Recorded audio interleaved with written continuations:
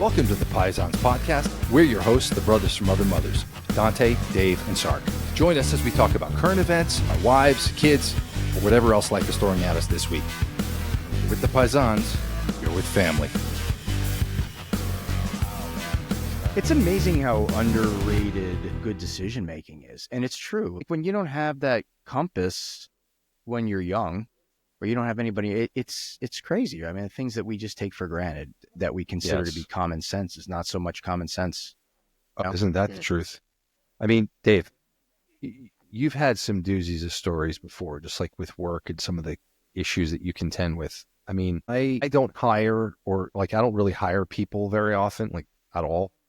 I don't have turnover under me or anything like that. Like I'm not managing a whole staff of people. So I don't have quite as much experience, but you've told me some stories. Did you tell me, were you the one who told me you had a story where somebody's parent came in to them with an interview or wanted to get on the Zoom call or something? Was that you?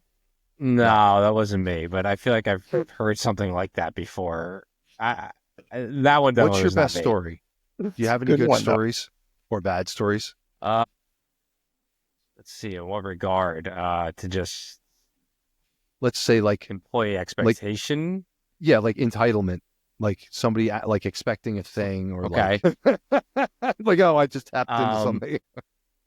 Try to think of like what the best one would be. I mean, most people. So recently, say within the last year, I had people that were asking if they could leave work early because it was raining. And that was like the expectation. It was like, well, it had flooded at like one point, months ago. There was like a flood somewhere locally, and now that it was raining, they were like, well, we should be leaving to go home from the office because it's raining and it's not safe. So, I mean, that's like a small example, but that was, oh my God. I just think there is definitely entitlement, especially in the workplace. Like, I don't know, but I would just think in general too. Yeah. I'm leaning into this theory right now that we have a lot of young people who have been over entitled, as they've grown, and there's just some I'm struggling to find the words. Like it's just some of the expectation. Dave, what made me think of this was when you said it rained the one time, like there was flooding, and so now every time it rains, there's this expectation. It reminds me of when the kids were young. It's like as soon as you do a thing one time, if they get a treat one time, immediately the next time they're asking for it again. Immediately they want it again. And it's like, you got to be careful because if you're like, yeah, all right. Now it's like, now we have the expectation. But it's amazing. They will, the second they get a break, it's like, oh, whatever, something happened. And so we could stay up a half hour later than normal. Like we didn't go to bed at 8. We went to bed at 8:30 on a certain night because whatever happened. First chance they get, can't we stay up again this? Because it's just like this. And it's like, it's like all of a sudden they're attorneys, they're like debating the legal merits of their position. And so, David, it reminds me of that. It's like this toddler is too young, but it's like this arrested development theory, it's like it's like people get into their early 20s and they're still it's like they're in their early teenage years, or they're still like at 16. Yeah.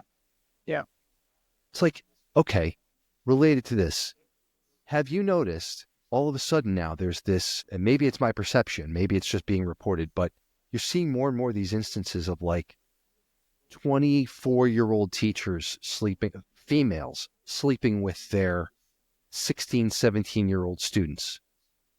She was a substitute teacher. I don't think she was there's 22. an uptick. I think that's been happening for a long time. Do you? Yes. Barstool used to have regular blogs about this. It was like almost a daily thing. They would find one where like. But how long ago was that? Not that long ago. I mean, within like probably 10 years, probably less than that. They probably did it up until like maybe 3-4 years ago. So that's sort of my point. Like, but maybe this started upticking in the early 2000s. Yeah. So, okay. That's maybe fair. You know what I mean? Like maybe we're seeing this increase. Now, again, I'm open to, like, I don't have the data to back this up. And frankly, I don't care enough to look it up right now. But for the sake of conversation, like, yeah, My un my unverified theory, pure hypothesis from my gut, is that we have a young adult population that is still seeing themselves as like teenagers, as like without responsibility, as like 16, 17-year-olds. It's like for the longest time when I looked in the mirror, I still thought I was 18, and that probably continued till I was like 30, or even my early 30s. And even then it was like I'm like in my young 20s and but there's a difference. There seems to be this state now where like there's a behavior. Forget about what I looked in the mirror and I saw. It's like go to work and you have expectations. But I feel like there's this arrested state of development. Like we have not told people, or people haven't gotten the message that it's time to grow up when they're in their 20s. So they're in their 20s and they're still sort of living vicariously. They're living as if they're still a young teenager. Now, again, I could be wrong. And I think it's a different animal, right or wrong. It seems to be a different animal. Like if it was a 22, 23-year-old teacher and it's a male and the student is a 16-year-old female, that's a felony, everybody agrees like immediately that's a felony. And nobody has said that's cool for decades. Ever. Yeah, forever. Right. But what do we say about the revert? Well, I guess I'm looking at it from two different ways. There's the South Park perspective, which is simply that, like, I was just thinking about that. As a 16-year-old boy, a 22-year-old woman seemed perfectly legitimate. Like there was no party that felt like you'd be being taken advantage of. At least not for me. I'm sorry to say it, but at 16, 17, I mean, I'm not saying it would have been right. I'm just saying in my mind, I wouldn't have felt it taken advantage of, even though I might have been. I suppose you could argue, but Excuse me? My name is Brad, and I need to report a crime, anonymously. Oh, what's the crime? Well, I attend South Park Elementary, and one of the teachers is having sex with a student. Oh my God! This is terrible. You did the right thing telling the police, Brad. Now, who is the teacher? What's his name? Well, it isn't a guy teacher, it's a woman. A woman? Yeah, she's having sex with a boy. Oh, but she's ugly, right? Well, no, not really. It's the kindergarten teacher, Miss Stevenson. The blonde? Yeah. Some young boy's having sex with Miss Stevenson?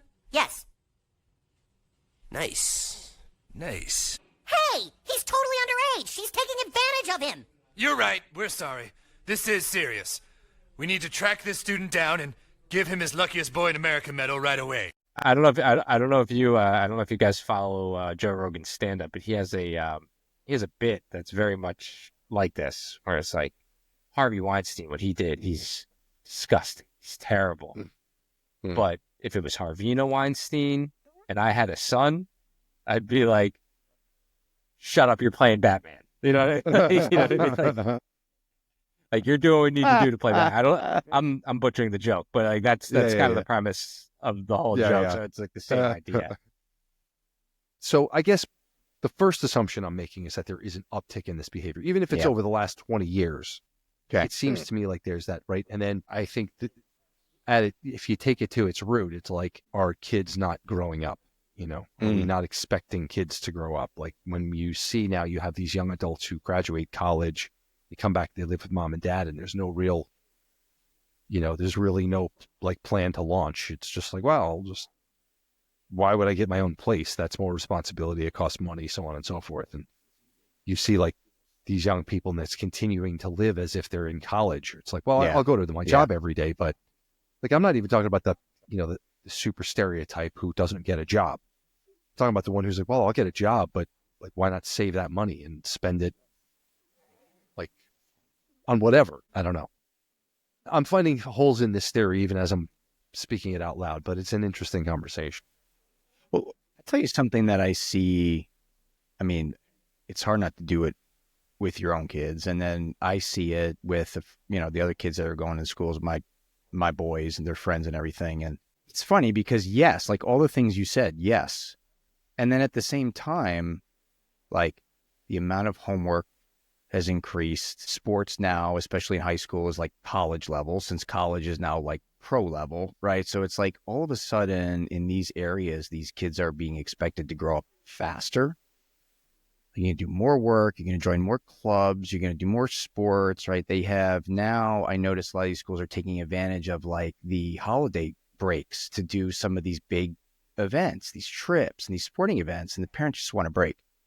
So a lot of them then, like when the kids aren't staying up till 10 o'clock at night at practice or whatever, it's like, yeah, they want to be on their iPhone all fucking weekend. Let them do it.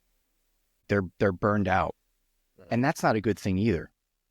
So I don't know, it's like maybe an example of symptom, but I see that too. It's like in one regard, they're growing up too quickly. And so to compensate for that, it's kind of like, yeah, you don't have to really have any other responsibilities, right? You just do your homework and play sports every day. Well, I think a lot of the problem is that all our play, like everything is so structured anymore. There's no unstructured play. Everything's scheduled. Exactly. Everything is scheduled. Like the days, like when we were younger and we'd go out into the street and we'd meet up with the neighborhood kids and you'd figure out a game, and you negotiate the rules and everything. That builds a lot of character, and it teaches you a lot about negotiating. It teaches you that you can work out things yourselves. It creates more autonomous beings. And we have taken that away. We basically said to kids, like, no. Adults are here. Look to the adults. They will tell you. They will structure it. They will organize. They'll tell you when it starts. They'll tell you, you just wait. You just wait. We'll tell you how it works. And I think that we see this reflected because one of the things I see at work, especially from the younger people, is this expectation that everything is thought through and that it's like, you're just going to give me like the ditto that I have to fill out. Yes. And like, and it's like, well, no, we haven't thought it all out yet. And they're just like, yeah, but how am I supposed to do it if I don't know, like if it's not completely structured, basically. And you're like, that's the work. And they're just like, yeah, but like they want to opt out. They want to be like, some of them are just like, I can't do but I can't be like, I can't do that. You're like, yeah, see, here's the difference. You're living in a world where you can just opt out of life, like opt out of responsibilities as if that's how life really works. Because we have crafted a world for you instead of preparing you for the world. 100. That's ringing very true right now. I feel like to me, right?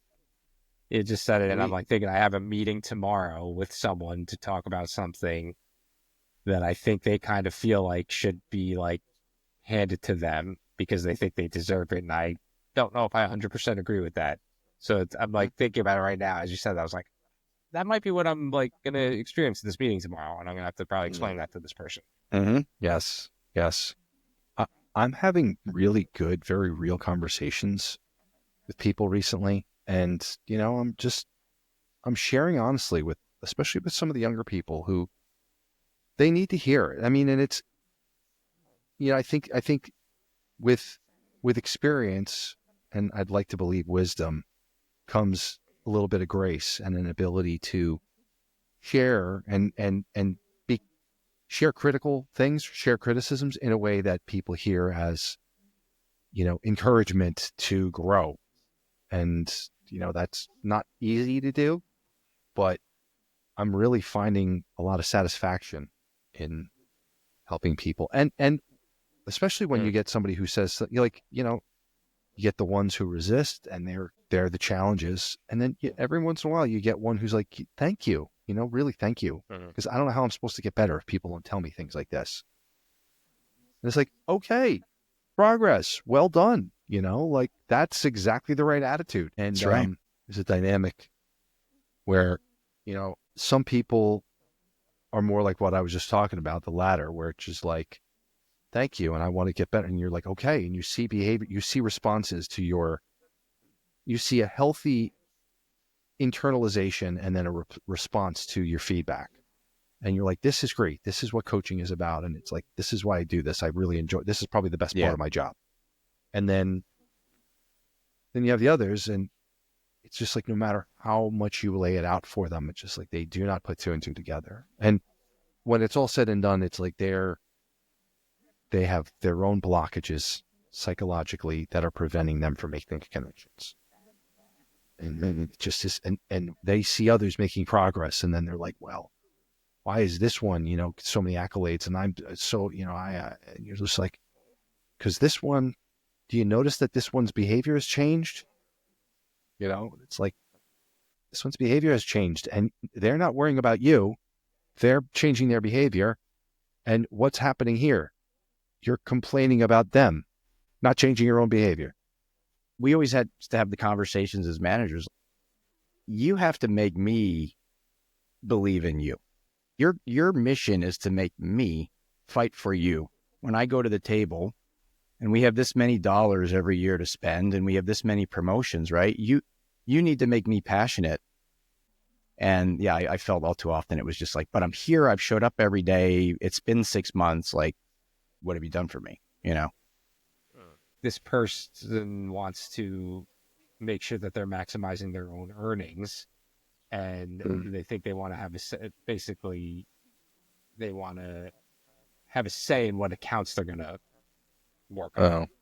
Which I could take some of their feedback, but I have to not take all their feedback because I know what this kid's going to say. He's just going to be like, well, I could take all of that. And I'm going to be like, no, you can't, because I know you can't. But you can take some of it, and that's what we're going to do. And he's like, well, why don't you just this? And he's going to try to I'm like, no. It's not how it's going to work. Like, you're going to have to, to your point, you're going to have to show me that you can even handle this before I would even ever consider you giving more. Now, I appreciate his willingness to at least claim he's going to work hard. Like I said, I got to see it. But he at least wants to work hard. And I know, because he's kind of hit me up a couple of times, and he's like, hey, can we talk about this? And I was like, all right, let's just talk tomorrow about it. Because I also don't have this plan fully baked out. So, to your point, Don, earlier about what you said about how they expect a completed ditto to just hand to them. Just like, here you go. I have to still figure out what I'm doing in this situation. Most of the time, I can have reasonable conversations with people, even when they aren't being reasonable. But I've learned, honestly, at this point, you can't surprise me anymore with some of the questions that people will ask. In terms of their expectations of, again, decisions that they think have been made already. I'll give you an example. When we were attempting to my company, the company I work for, was attempting to acquire another company, we get discounts on products. This announcement came that we're going to purchase them, and we have to get through regulations. There's all sorts of things that happen. There's no guarantee it's going to go through, but this is the goal, and this is the vision for what we think we could be with all these brands and blah, blah, blah. It's like, oh, awesome. And one of the first questions is would we be getting, how soon would we be getting discounts on other things? And and you're and they have to seriously answer that question, well, of course, we know that's on everybody's mind, and we would get to that as quickly as we possibly could. But at the same time, it's impossible to know right now what the answer to it's see, this is where I need to grow, because my initial response to that is are you fucking serious? Honestly, who asked that question? Get out. You'd be a bad CEO, man. I know, I would. I'd be horrible. Who the fuck asked that? Turn your camera on. Turn your camera on. It wouldn't be good. I know. I realize it's just one of these things I have to learn to be better up. We're going to move into a new house. Oh, is my, what color are the curtains going to be in my room? I assure you, we'll get an answer to that question, but God, it's I don't even know what the floor plans look like yet. You're asking about your color scheme. Well, to your point about the discount specifically, Dante, is that's just ruining it for everyone else too. It's you ask that question, it's you might be ruining it for the other employees eventually, because the person's we know it's on your mind. It's yeah, it is on everyone's mind. So why are you being the idiot to ask the question out loud and potentially just ruin it for everyone else? It's just let the good thing happen when it comes. It'll come. Yeah. There's a reason that some people are responsible for managing huge initiatives like that, because they're able to sort of put things in perspective and prioritize. And I think it's easy to assume that anybody can do that. And when you get questions like that, it's a very clear reminder, no, not everybody can do that. Yeah. When you have a major announcement like this, you literally have people who are who think that one of the first things that you're figuring out is what are the discounts going to be like for the employees? Mm-hmm. And all you can say is like, okay, the exercise here for me is to not judge and just, okay, there are people for whom that's the case. And so let's answer for that. You know what though? I'm gonna push back on the not being judgmental part. I think you can be judgmental, but I just think you have to make sure you have the right audience for that judgment. You know, blast it. You don't blast it out in front of everyone, but you could turn to a colleague and just be like, "What the fuck was that?" Like, I don't know. That's my opinion. Yeah. I think sometimes it's good to vet some of that stuff out. You have to represent a certain way to people if you want to be seen in a certain way. And that's just the reality. I've just learned over time. I've really leaned into the whole be super authentic approach sometimes. And it just, I think, and maybe it was the state of mind I was in at that time, but maybe I truly am too arrogant and it just comes through. It's like, oh, Jesus, this guy thinks a lot of himself. I'm like, guilty. Or he just doesn't like stupid questions. Well, yeah, I consider myself a really good judge of what's a stupid question and what isn't, and that's a sort of arrogant thing to be. But what can I tell you? But I mean, it is context and it's self-awareness, because honestly, that person, I mean, if you're the manager, that person's probably not in line for a promotion anytime soon. I'm going to guess. You know, That's right. Their work product probably is not any better than their self-awareness. You're right, Mike. That's the honest truth. And it's hard, you know, like talking to people who aren't at that place yet when they ask, you know, they want to be at that next level. And you have to be like, well, we have, you know, some growth to do. And then you have to sort of pick an area and say, why don't we start in this area? Like what area you think they could handle starting in, and then try and focus on that with them. It's an exercise in like patience and a couth. No, it's more than couth. Couth is just like, you know, basic, but like elegant.